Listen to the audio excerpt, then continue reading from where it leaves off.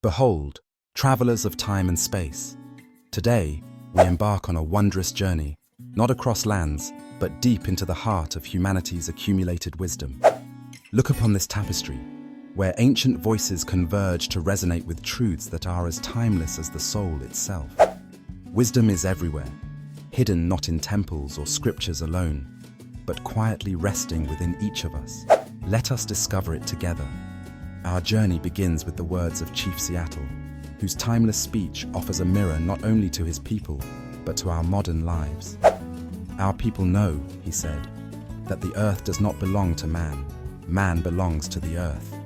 Do you hear it? The wisdom just beneath the surface. It is an invitation to realign, to cherish creation not as conquerors, but as stewards. Within us, Chief Seattle taught, lies a deeper truth, a vision that does not fade because it emerges from the spirit, a truth that sees the interconnectedness of life. Imagine your inner eyes opening not to possessions, but to possibilities. The Aboriginal elder of Australia's ancient lands tells us of insight passed down from the Dreamtime. Dreamtime is the beginning of all knowledge, said many ancestors. It carries the songs of the earth and stars. Do you feel it? The harmony echoing across millennia in the stones, in the trees. Friends, this elder reminds us, your true vision is rooted in spirit. Know that you are part of the song. Our exploration continues with teachings straight from the Quran. Imam al-Ghazali, a beacon in Islamic philosophy, elaborates, saying, "The most beloved people to Allah are those who are most beneficial to others." Friends, take a close moment to reflect. What does it mean to benefit others in your life? Within each act of kindness, there lies an unseen strength, a hidden vision that transcends mortal limitations.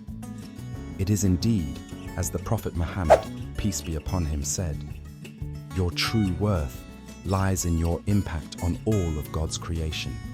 Compassion and love. That's how the inner vision paves the way for peace, unity, and renewal. Let us now walk into an ancient temple and hear words spoken ages ago by the Buddha.